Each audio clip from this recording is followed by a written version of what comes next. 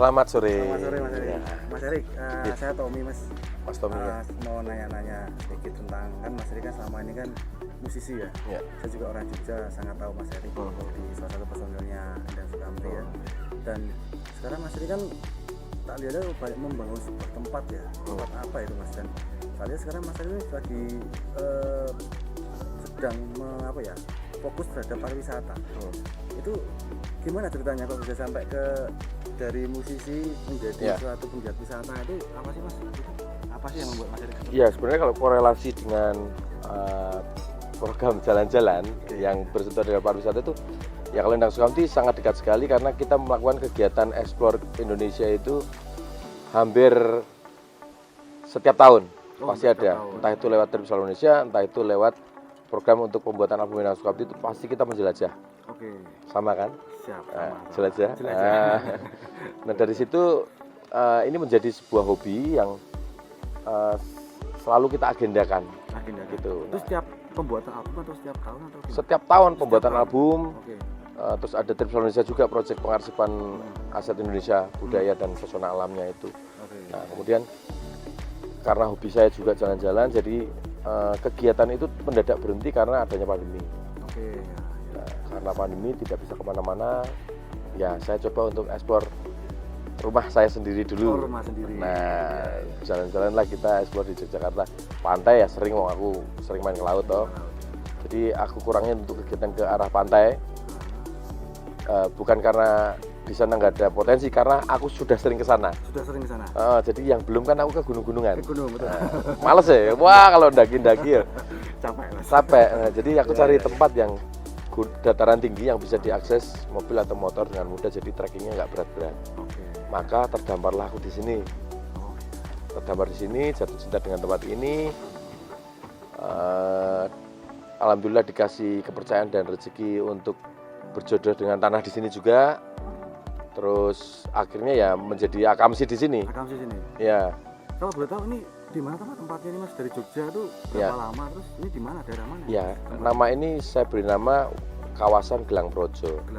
Gelang Projo itu karena kita di perbatasan 3 kabupaten, yaitu Magelang, Kulon Progo, dan Purworejo. Magelang itu diwakili Ngargoretno, Purworejo diwakili Benowo, Kulon Progo diwakili Nglinggo. Kita persis ada di KM 0 ini, di belakang kita nih. Oke, di belakang sini ya? Iya. Oke teman-teman, jelajah nih di sini, KM 0. Di belakang tanah yang kamu tunjuk itu nanti akan dibangun kampus Das University. Pengen tak pindahin di sini gitu, karena tempatnya adem, seger ya. Ya cuman feeling aja, nggak pernah mikir gitu.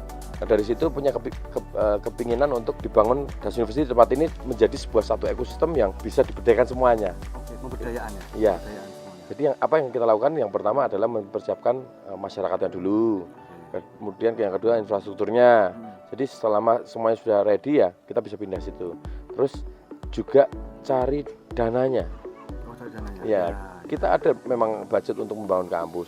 Cuman kalau ketika sudah dibangun, kita nggak akan bisa ngapa-ngapain lagi. Iya betul. Harus terus berlangsung kan. Makanya harus bikin ATM-nya dulu, kalau istilah saya, bikin mesinnya dulu. Berjodohlah dengan tempat kedua ini. Ya, nah karena kita juga sudah menjadi satu komunitas Akamsi Gelang Projo itu.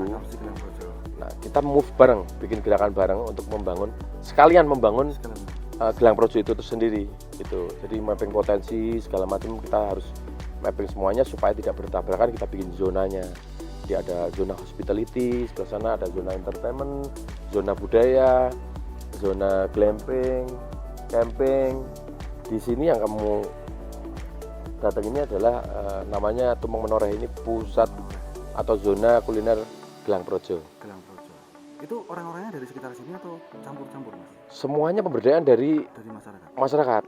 Jadi semua yang kerja ini bukan dari profesional, tapi dari teman-teman muda yang ada di sini. Kebetulan juga beberapa sudah putus sekolah. Rata-rata di sini kan nggak kuliah, tapi bukan berarti bodoh ya, karena di sini tuh potensinya luar biasa sekali. Ada yang ahli di bidang perkayuan, perbengkelan. Jadi itu pertama kita mapping dulu, karena dari mapping itu kita sadar potensi, lalu bisa memberdayakan itu kita benar-benar harus mengerti gitu. Di sini sendiri kalau kamu lihat tadi kan dari teman-teman yang bukan profesional, kita hadirkan profesional untuk mendampingi. Iya, biar mereka ya sedikit banyak harus mau nggak mau harus berlatih toh. betul betul. Nah, harus profesional harus dihadirkan. Tuh, maka jadilah tumpeng menoreh ini. Tumpeng menoreh ini jadi nanti hasil yang akan dipakai untuk membangun kampus sekaligus untuk pendanaan operasi sekolah. Pas toh. Di sana visinya, di sini misinya. Nah, Luar biasa.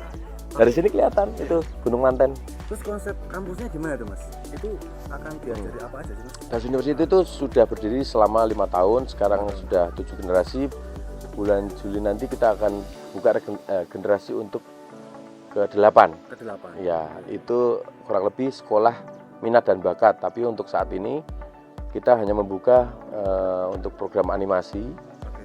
terus 3D modeling, developer juga, web, programmer, ya, terus desain UI UX, sama sinematografi. Itu yang ngajarin siapa mas? Dari teman-teman Mas Erik sendiri atau? Kalau dulu ya dari teman-teman profesional yang kita hadirkan untuk murid-murid generasi pertama kita, tapi memang kita sistemasi sehingga gimana caranya yang tadinya murid sudah senior, mereka harus didik adiknya. Oh, jadi didik generasi berikutnya? Iya betul, begitu seterusnya. Untuk itu mas, handicapnya gimana sih mas? Kesulitannya yang Mas Erik selama ini lakukan, yang alami gitu ya, itu apa sih yang membuat Mas Erik kesulitan ya? Sedikit kesulitan atau yang cukup sulit untuk bisa merangkul mereka, pemberdayaan masyarakat, terus membuat suatu guyub ya Pak? Iya, iya. Itu guyub itu apa sih mas yang kesulitannya kayak gimana tuh mas? Padahal itu kan susah untuk nyatu. Iya, aku juga bingung ini. Semua itu. Pertanyaan ini itu deskripsinya agak bias kalau buat aku, karena kesulitan itu buat aku kayak rezeki. Kalau diberi kesulitan berarti nanti akan ada solusi. Nah, solusi itu namanya kreativitas. Iya betul. Dari situ kita terasah terus. Jadi ya, aku memandang sebuah masalah atau handicap ya kalau kata kamu itu sebagai tanda kalau kita sedang di-trigger untuk memacu otak. Oke. Gitu. Jadi tak anggap berkah. Betul berkah. Gitu. Contoh kalau kamu tadi bilang bagaimana berkomunikasi dengan anak kampus ini kok bisa. Nah, itu skill juga yang ternyata ini ilmu baru yang nggak diajarkan sekolah. Iya, itu Bagaimana ada caranya yang berkomunikasi dan menyatukan semua elemen dan akamsi anak kampung sini, dan itu beda-beda wilayah tuh. Mereka punya kepentingan masing-masing loh, bisa jadi satu. betul, beda pikiran, beda Dulu pikiran. ada egosentris, sekarang harus nggak ada toh, mau jadi satu Gelang Projo. betul. Dulu yang harga toh. Benawo ya benawo. Nah, pendekatannya kan beda-beda, komunikasinya juga beda-beda. Itu butuh waktu lama nggak sih mas untuk bisa membuat mereka bersatu atau satu visi kayak gitu tuh butuh waktu yang lama nggak sih? Ya, alhamdulillahnya mungkin karena pandemi juga menjadi hikmah kita semua. Akhirnya mereka semuanya punya masalah. Punya masalah. Nah, Kode-kode di masalah ya. ya jadi arahannya adalah mencari solusi untuk memecahkan masalah tersebut dengan bersama-sama. Maka dibuatlah Gelang Projo, akamsi Gelang Projo. Kalau untuk di tempat-tempat lain mas, misalkan di tempat-tempat kayak di luar Jawa gitu, itu tuh kan beda budaya, beda segala macam. Itu bisa nggak sih mas diterapkan? Sedangkan kan kita juga di dalam ini kan juga ada kesulitan juga budaya juga. Nah, ketika itu diterapkan di tempat-tempat lain itu mirip-mirip gitu atau? Nah, itu juga. sebenarnya tidak bisa dilakukan. Untuk melakukan template itu akan membunuh karakter kita masing-masing. Kita akan mendidik teman-teman lokal untuk terobsesi dengan satu hal di salah satu kota yang maju pariwisatanya itu. Jadi, nah di sini juga harus kita edukasi, kita sosialisasikan tentang penggalian potensi daerah. Kamu tuh di rumahmu punya ini, jadi kalau kamu punya ini kamu bisa bikin apa? Jangan lihat Bali terus, jangan lihat mana lagi Jogja terus, jangan lihat Gelang Projo terus. Itu nanti kita jadi obsesi yang membutakan semua potensi dan kita nggak akan sadar kalau kita diberi anugerah yang sangat luar biasa. Mas kreatif ya mas ya. Jadi tidak bisa template untuk sana outbound semuanya outbound, sana glamping semuanya glamping, nggak bisa. Nanti jati dirinya hilang karena ya itu yang menjadi identitas yang membedakan kita dengan satu sama lain itu ya emang dari aspek budaya kearifan lokal itu identitas yang nggak boleh hilang. Nah, untuk mengkonsep segala sesuatunya itu harus bercermin dengan itu apa yang kita punya itu paling penting daripada mikir yang nggak punya lalu malah stres nggak. Apa yang kita punya dan kita bisa mengoptimalkan itu. Apa ya? Betul. Gitu. Contoh ini, kenapa ini menjadi menarik dan nggak ada yang sama? Saya jamin ini dunia manapun nggak ada yang sama. Kenapa kok sepede itu? Karena yang punya komposisi bukit seperti ini cuma kita. Dan yang bisa merespon seperti ini ya cuma kita. Orang lain merespon belum tentu punya bukit yang sama. logikanya seperti itu. Betul, Mas. Jadi konsep di sini juga kita tidak merusak kontur tanah, tetap seperti ini, seperti tadi aku cerita. Nah begitu karena itu berbahaya, merusak kontur itu berarti kita harus mempertanggungjawabkan bagaimana setelahnya. Gitu. Dan kalau itu kita anggap sebagai keterbatasan yang sekaligus menjadi value yang sangat luar biasa. Jadi kita harus merespon kontur yang ada ini tanpa merusak konturnya, karena ketika merusak kita harus mempertanggungjawabkan komposisinya. Itu ada efek sampingnya. Makanya desain bangunnya ya kayak gini. Ini ada batu ya harus kita lewati gitu. Kalau dipikir nalar aja ya, ngapain sih kita bikin tempat kayak gini? Susah. Bangunnya susah. Di dataran rata lebih mahal, lebih dodolannya lebih gampang, bangunnya lebih gampang gitu. Bangunan lincip loh. Ya, akhirnya ini menjadi sebuah identitas yang cuma ada di sini dan bisa dibuat cuma di sini aja. Yang bisa atau enggak, bangunan ini semuanya dikerjakan 100% Akamsi Ngelinggo, anak-anak sini. Akamsi Gelang Projo. Gotong royong mereka semuanya dari pertama bikin jalan. Ini kan nggak ada jalan untuk masuk sini. Dari pertama bikin jalan sampai bikin konstruksi, ada perkayuan, ada tukang las, perbengkelan semuanya tak bruk ke sini komplit. Ternyata masyarakat sini komplit juga ya ilmunya. Komplit sekali gitu. Banyak juga ya. Iya. Macam-macam. Gitu. Jadi ini hanya dibangun efektif kerja 3 bulan. Cuma 3 bulan. 3 bulan jadi bangun ini. Wah, luar biasa. Dengan SDM yang seadanya. Iya. Tapi dengan beberapa variasi. Ya bukan seadanya itu. Itu SDM yang luar biasa yang mungkin kita akan susah itu cari orang-orang profesional itu. Kebayang nggak ya gini. Ini gunung ya, dataran tinggi seperti ini. Coba bayangkan. Ini kan batu. Kenapa batu? Oh, nggak ada pohon di sini. Berarti nggak ada akarnya yang dalam. Nggak ada yang dalam. Artinya di bawah ini ada batu atau ada nggak tahu. Iya. Yang padat nggak bisa ditembus sama akar. Nah pertanyaannya, gimana kita cari air di dataran tinggi seperti ini? Gimana? Tapi kalau kamu lihat nih nanti kamu butuh ya, cur gitu. Langsung. Mancur. Nah, Oke. air itu sumbernya dari Benowo, dari Purworejo. Itu Das University. Dari situ. Kampus di sana, Mas. Dan itu alir itu mengucur ke sini tanpa mesin, bayangin. Sampai sini loh.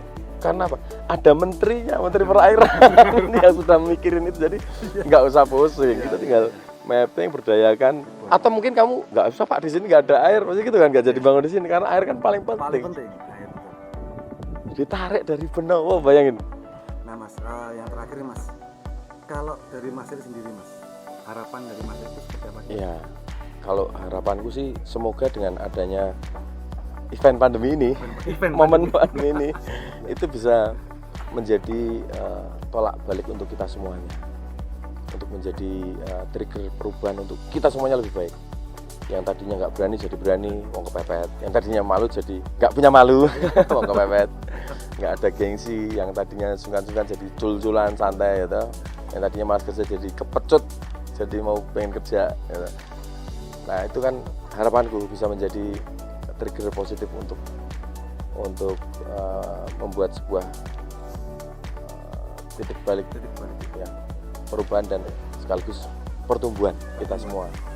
Itu kalau ditanya saran sih, Indonesia itu punya budaya yang dilegasikan ke kita turun menurun dan mungkin sekarang hanya menjadi jargon aja. Tapi di saat inilah saat yang tepat untuk membuktikan jargon atau warisan budaya itu benar adanya, yaitu bergotong royong. Ya itu yang kita lakukan untuk Gelang Projo, bergotong royong.